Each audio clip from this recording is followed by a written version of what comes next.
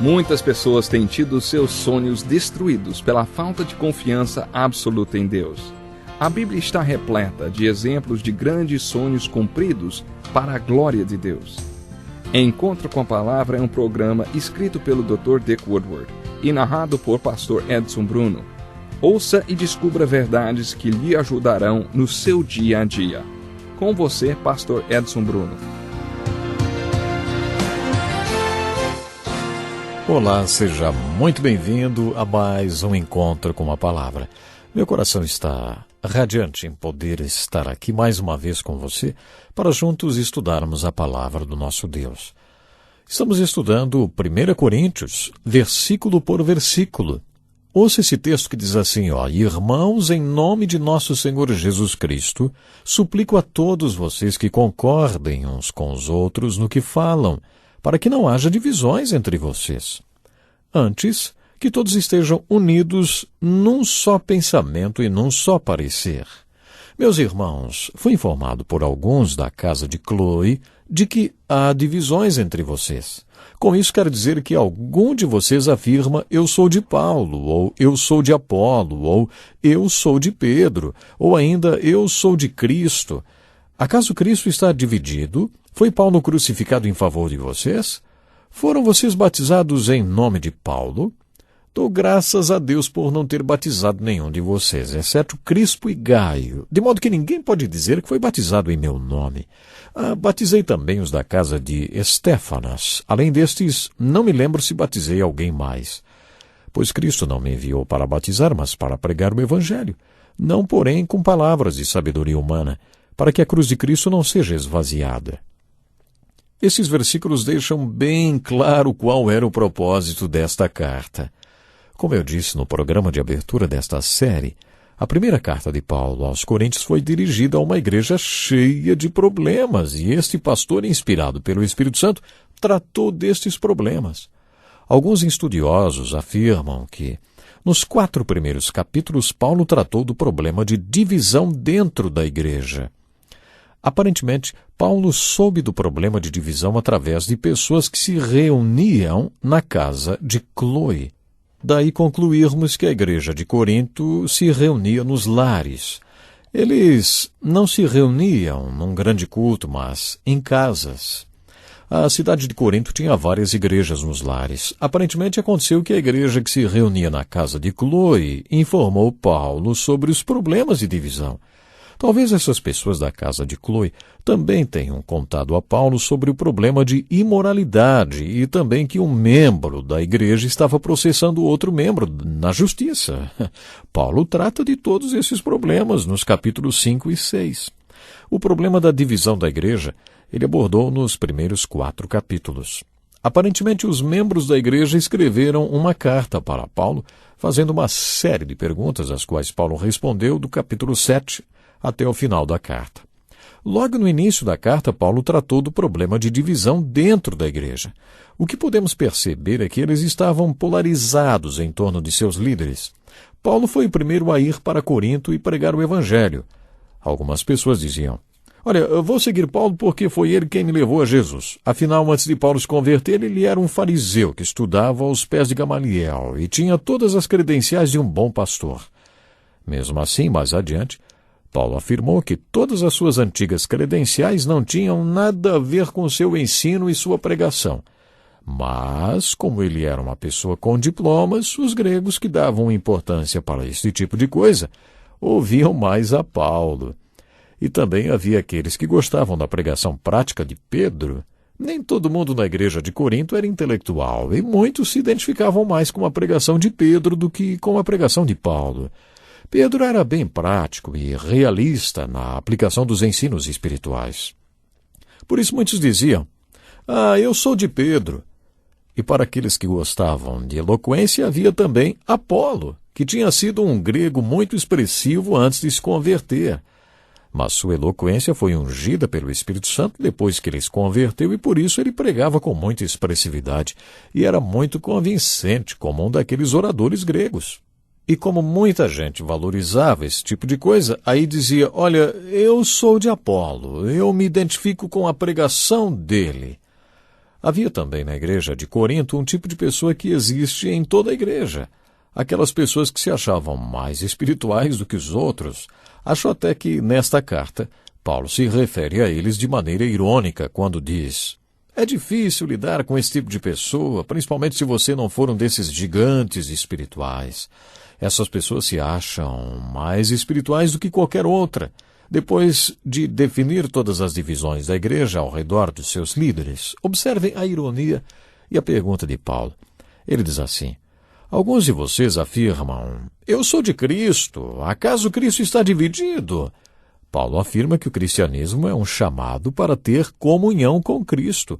Fiel é Deus, o qual os chamou à comunhão com seu Filho Jesus Cristo, nosso Senhor. Nesta carta, principalmente, Paulo destaca a experiência da salvação ou novo nascimento como um chamado para ter comunhão com Cristo, que é o Senhor deles e o nosso, conforme lemos no versículo 9. Se esta é a essência do cristianismo, se o cristianismo consiste de Cristo viver em mim e eu viver em Cristo, estamos diante de um impasse. O Cristo que habita em vocês, a quem vocês se uniram e com quem estão ligados em comunhão, é um só. Todos vocês alegam estar em união com o mesmo Cristo. Como será que Jesus se sente a respeito dessas divisões no meio de vocês? Será que Cristo está dividido? Paulo começa a abordar este problema de divisão na igreja com esta pergunta: Cristo está dividido? É claro que não. A conclusão, então, é: se vocês realmente estão em Cristo e Cristo está em vocês, então vocês não deveriam estar divididos.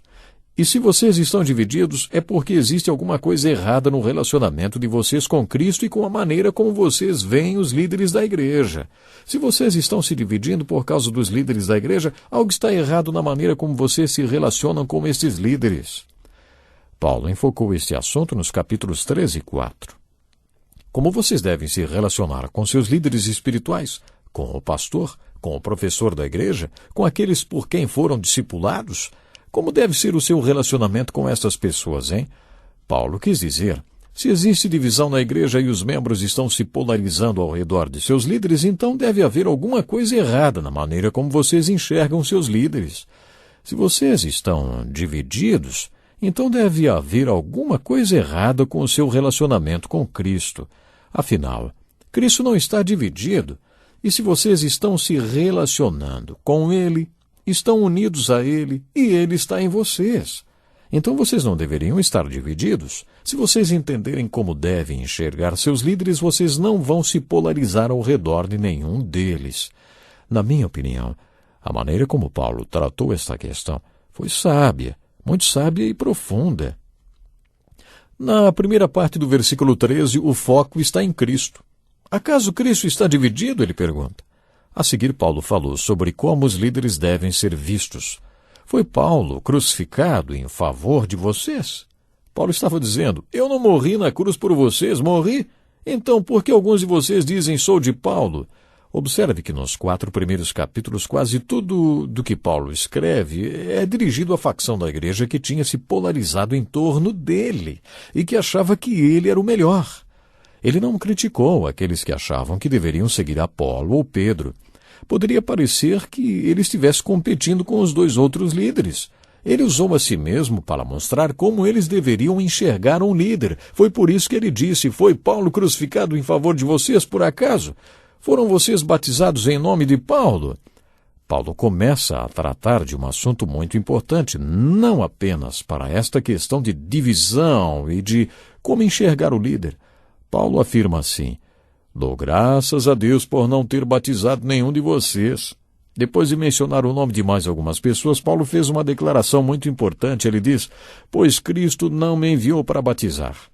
Na minha opinião, o batismo é como uma cerimônia de casamento. Acho que podemos relacionar o batismo e a profissão de fé com a experiência da salvação do mesmo jeito que relacionamos o noivado e o casamento. O que é o batismo, hein? Quando ouvimos e cremos no Evangelho, ocorre um milagre em nosso coração e nascemos de novo. Somos feitos novas criaturas e coisas maravilhosas nos acontecem. Isso é muito importante.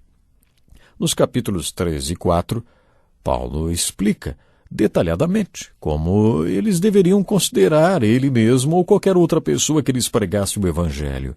As pessoas da igreja estavam dizendo: eu sou de Paulo, ou de Pedro, ou de Apolo. E Paulo estava dizendo: não façam isso, se vocês agirem desta forma comigo, vou saber que existe alguma coisa errada no relacionamento de vocês com Jesus Cristo. A fim de deixar tudo bem esclarecido a partir do versículo 17 até o capítulo 2, Paulo dá uma das declarações mais importantes da Bíblia sobre o que acontece quando alguém prega o Evangelho. Outra pessoa ouve, crê e se converte. Nesta passagem, Paulo declara qual é sua filosofia de pregação. Todos que pregam o Evangelho deveriam ler esta passagem, estudá-la, internalizá-la e aplicá-la em seu ministério. Ele declarou no versículo 17: Cristo não me enviou para batizar, mas para pregar o Evangelho. E continuou explicando: não porém com palavras de sabedoria humana para que a cruz de Cristo não seja esvaziada. Ele não queria fazer da pregação do Evangelho uma panaceia intelectual. Muitas pessoas cometem o erro de tentar dar ao Evangelho de Jesus Cristo um verniz intelectual. Essas pessoas acham que têm que impressionar os intelectuais e tentam apresentar uma lógica racional para responder às perguntas dessas pessoas, achando que assim vão convencê-las e levá-las à fé salvadora. Paulo explica que não foi isso que ele tentou fazer quando pregou em Corinto. Talvez aquelas pessoas o preferissem porque sabiam do seu histórico como intelectual e estudioso e respeitassem a experiência que Paulo teve entre os estudiosos fariseus. Mas, para evitar que eles se polarizassem em torno de sua pessoa, Paulo diz que não foi por causa da intelectualidade de sua pregação que eles foram salvos. Ele não tinha sido enviado para pregar um evangelho de sabedoria de palavras. Se fosse isso, ele teria esvaziado a cruz do poder de Cristo. A cruz de Cristo é poder, e é a pregação da cruz que atinge os corações, pois a mensagem da cruz é loucura para os que estão perecendo, mas para nós que estamos sendo salvos, é o poder de Deus, pois está escrito: destruirei a sabedoria dos sábios e rejeitarei a inteligência dos inteligentes. Que pena que o nosso tempo já acabou hoje, mas no próximo programa vamos continuar a literalmente mergulhar nos ensinos contidos na primeira carta de Paulo aos Coríntios. Vai ser maravilhoso. Vamos continuar aprendendo grandes coisas que vão nos ajudar em nossa caminhada de fé. Eu tenho certeza, prezado ouvinte, juntos vamos crescer cada vez mais em graça, em conhecimento. Deus lhe abençoe e até o próximo programa. Que lição importantíssima! Obrigado, Pastor Edson Bruno. Prezado ouvinte, coloque em prática o que você ouviu aqui. Sem dúvida, sua vida será grandemente abençoada. Este é um estudo escrito pelo Dr. Dick Woodward, na voz do Pastor Edson Bruno. Escreva-nos e solicite o material. Nosso endereço é Encontro com a Palavra, Caixa Postal 2011, CEP 89201-970, Joinville, Santa Catarina. Até o nosso próximo encontro com a Palavra.